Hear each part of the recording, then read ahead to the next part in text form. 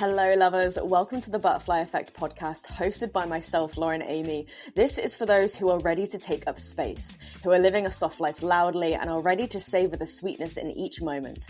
Here we're going to embrace transformation, the beauty of the in-between and the magic of becoming. So pull up a seat and listen in because life is delicious and it's about goddamn time we eat it up.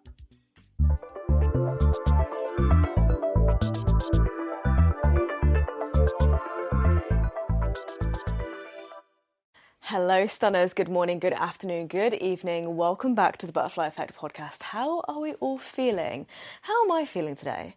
Actually, that's a really good question. You know, oh my God, I've just literally caught myself out on practicing what I preach. So many times I'll be inviting people to check in with themselves, offering a moment, a chance to ground, check in with the body, listening in. And they're like, hang on, actually, Lauren, when was the last time you did that? So maybe, should we all just take a moment to really collectively check in with ourselves? And this is actually going to touch exactly into what I wanted to discuss in this week's episode. So this is all kind of beautifully aligning right now. So yes, let's have a moment to land. I don't know where you are, whether you're at home, maybe you're potting around, maybe you're driving, maybe you are on a walk, whatever it is you're doing. Have a moment to really check in. Just literally ask yourself, what is it that I'm feeling right now?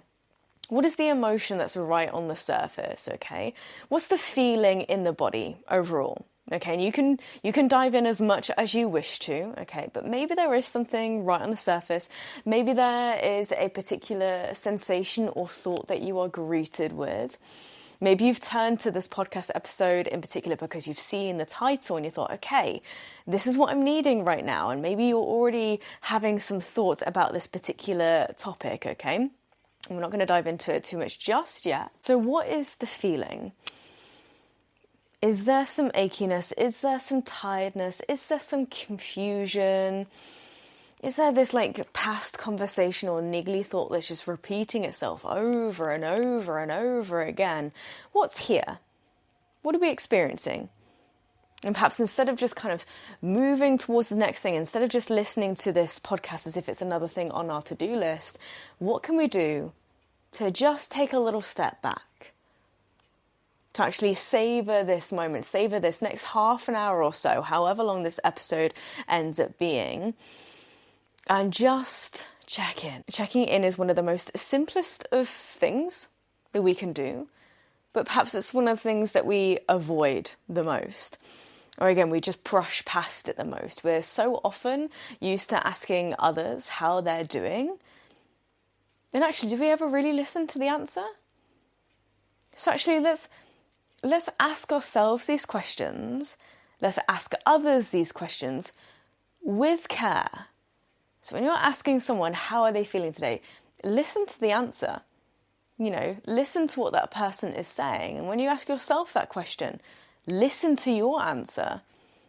Yeah, God, we've gone right in here, honeys, but I think there's something to be found here. Taking the time to listen, to check in, and just listening to these little signals. So hopefully this in itself has allowed you to ground just a little bit more. And with these things that we're noticing, nothing needs to change. It's not like we need to action anything. Again, it's not going to give us a new set of to-dos to work through, more things to process. No. It's just a noticing. Whatever you came across in these first few moments of listening to this podcast, just let it sit. Just let it land, okay? Literally saying to yourself, okay, I'm feeling this today. I didn't exactly realise that before, but now that I do, okay, I'm just going to honour it. So for me today in particular, I am feeling uncomfortable. Some of you might know that I've had a recent injury within my pelvis, within my SI joint. I won't go in too much drama about it because quite frankly, it's exhausting. It's just one of these annoying things, but it's spurred me on to this topic today. Okay, so encouraging that little check-in, honouring what's here, and then actually just trusting what's here. So today I want to talk about trusting your own intuition. Okay, I want to talk about a few ways in which we can build that trust within ourselves, listen to these little signals, these little bits of communication the body has to offer, And then maybe it's requiring an action. Maybe something does need to be done, or maybe nothing needs to be done and it's just an accepting, it's just an honoring, okay? So, reason I wanted to talk about this today is because, as I mentioned just a moment ago, I'm dealing with some pain. I'm dealing with a lot of discomfort within my body, and being someone who relies on movement so much. I mean, we all rely on movement, right? But movement is my job, okay? Movement is like my life force. It sustains me. It's everything to me. So the moment I feel like I can't move freely, spaciously, it feels very uncomfortable, to put it lightly. And then this little incident that happened with my pelvis, with my spine, perhaps just under a week ago now, there were signs that my body was telling me, but as we all do, we move past things, we move through things, we almost pretend like everything's okay, we continue to perform, and then it happens, we maybe go a little bit too far, and it's like, we're then forced to stop, okay? We're forced to take a step back, okay? So this episode is a little invitation to listen out for those signs and signals before it goes too far, okay? And this could apply to a whole arena of situations, okay? It could be relating to burnout. Maybe you've been working really hard recently and you're noticing the signs of burnout. Are you listening to them? Okay, are you actually taking the time to rest before you reach that period of burnout? Or maybe you're approaching a decision, okay? Or maybe you're being treated in some way by another person, perhaps. Could be, again, work-related, or any kind of relationships, right? And you're just kind of brushing past things. You're like, no, it's all right, it doesn't matter. Perhaps they didn't mean it that way, yada, yada, yada. And like these little things continue to build and build and build, and then it will hit a moment, it will hit a peak where either you decide that is enough and it is enough, or someone else decides that for you, okay? So again, trusting your intuition is the theme of today. And how can we trust our intuition? So really, what is your intuition? It's that gut feeling, right? It's learning to tap into our felt sense experience, what it is we are experiencing in the moment, and then again, either honoring it or moving with it, you know?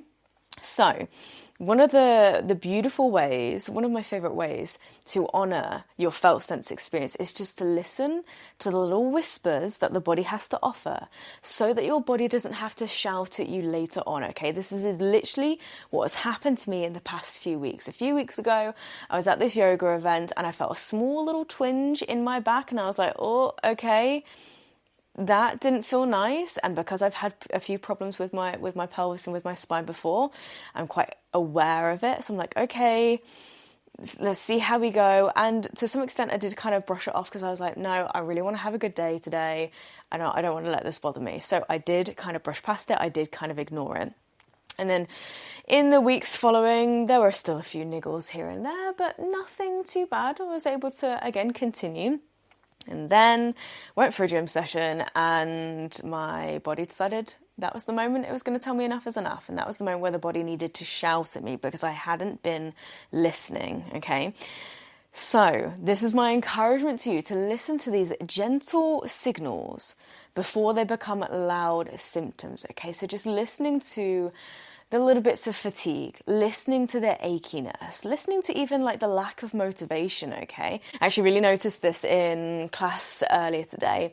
You know, I felt like people were feeling just a little bit low. I think people were maybe in dorsal vagal zone. I notice this so often where I see the people in front of me, but I don't just see the people in front of me. I see the nervous systems in front of me.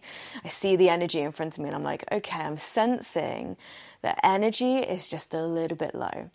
And okay, honouring that, I'm not going to then go in and be like, right guys, come on, let's go, let's get moving and grooving. I'm actually going to come at this now with a softer, steadier approach and be like, okay, sensing that this is in the space today, and that's okay. So let's move with that, okay? Rather than moving against that. And I've noticed this a lot in practice, and hopefully the practice that I then led them through was just a soft, uplifting practice, rather than, again, feeling like they need to then force themselves through things that they're perhaps not quite ready for. Yeah, it's a beautiful thing when you're holding space to check in on others, checking in on my own energy, and just honoring what's in the room. So whatever room you are in right now, what's there? What's the energy? Where are you at? So again, if you are feeling a little lack of motivation, that's okay. We can't always be fully motivated all the while, right? We are going to have those moments where we feel a little dip, where we feel a little bit on a down maybe. But again, when we move through a down, we know that there's going to be another up later on. So honoring that there might be these small blips here and there, rather than feeling like we need to force ourselves through them, okay? And there's a beauty to those moments too, because then, and there's a little blip, that there's going to be a moment where you rise again. There's going to be more moments where you feel free, light, spacious, energized, okay? We can't be one thing all the while. We're in this constant state of evolution. Our emotions are always evolving. Our thoughts are always coming and going. So actually, it's a beautiful reminder that even if you are feeling something right now, know that it's only temporary. The reason why I'm talking in this way is just to encourage us all to trust our intuition, all right? And it's something that's so easy to say, but actually in practice, sometimes it's a lot harder to actually put in practice, okay? It's harder to take time for, okay? So I want to talk about like real practical ways we can trust our intuition and how we can build that trust even more. And your intuition, it isn't always logic, right?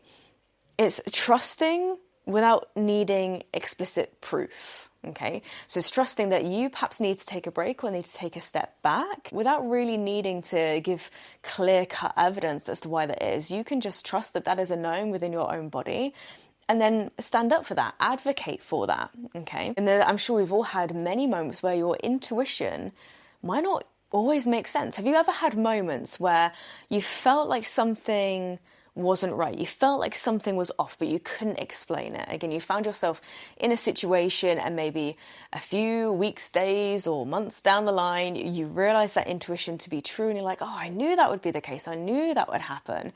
But you can't explicitly explain it, right? It's just this gut sense, this felt sense experience, right? So trusting your intuition doesn't always have to be logical. You don't always have to explain it, okay? And I feel like actually we nowadays, maybe particularly women, we feel like we have to over-explain things. Like we're people pleasers, right? At the end of the day, we don't want to let anyone down. We want to continuously show up. So I'm sure, again, we've all experienced many moments where, let's say, for example, we can't go to a particular event that was scheduled in the diary. We need to message people to let them know that we can no longer make it. And we feel like we need to over-explain it, right? You can just say no. You can just say, you know what, I'm not feeling this today. Sorry, I'm not going to be there, but I'll make up for it another time, It can just be as simple as that. If that person is a true friend, you can say to them, look, I'm really sorry. My energy just isn't there today. I want to be able to show up fully for you. And in order for me to do that, can we possibly rearrange? And if that friend is a true friend, they will be like, absolutely, that is more than okay. So fine. How about this time next week instead?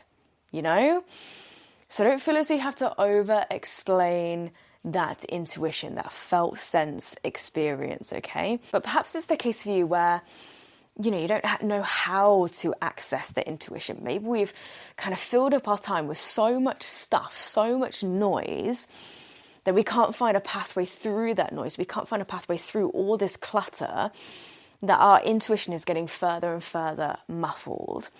So how can we access that intuition? Well, through stillness, okay? By taking the time to turn down the noise of all other distractions and just listen. And again, there's something we so avoid. Maybe we're avoiding something that we might find in the stillness. Okay, and we all have these little things we avoid. We all have sensations we avoid. We have thoughts we want to avoid. We have situations we want to avoid. But what happens when we sit in the stillness, sit with what's here, clear out all the other stuff that just doesn't matter, and create space for what does matter in that particular moment? What happens, okay? And again, that is a practice, all right? Nothing happens instantly. This connection to your intuition takes time, and it's literally like building muscle, right? You have to train that muscle, and the more you train it, the more it strengthens, right? And it strengthens the more you honor it, right? The more you take these body-led decisions, you're just going to be building that trust up even more, and you're going to be able to access it in a more efficient way. But again, all good things take time. And that's okay. And really, I think your intuition, your body, is your best teacher. This pain, this discomfort I'm going through right now, yeah, it's hella annoying. And in some ways, I wish I didn't have it right now. But it is my biggest teacher, okay? I don't know exactly what it's teaching me. Maybe it's, again, teaching me to listen out for these small signals, or maybe it's encouraging me to honor myself more. I do feel like I put myself, I set these high standards for myself, right? So maybe in a way I've been setting too much of a high standard for myself. Maybe I have been putting too much pressure on myself. So believe me, I know how easy this is, okay? It's so easy to just go through the motions, to constantly feel like you have to push. And then there's those reminders that sometimes only step in when it's absolutely necessary to listen to your intuition. So if you've been feeling these little whispers, let this episode be another call for you to check in and honor where you're at right now in this moment, and then honor however you wake up the next morning. Honor however you move through that afternoon, okay? Just notice what continuously shows up. In the same way our emotions continuously evolve and continuously change, your intuition continuously adapts alongside that, right? So again, notice more, okay? And actually see these symptoms, these bodily symptoms, as communication, not as an inconvenience.